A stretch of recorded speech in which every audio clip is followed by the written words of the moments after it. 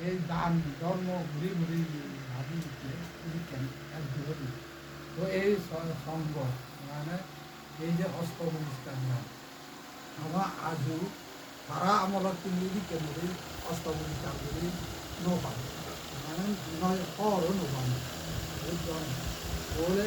এই অষ্টমস্থান দান ধরি দিয়ে আমি আমার জাতির মধ্যে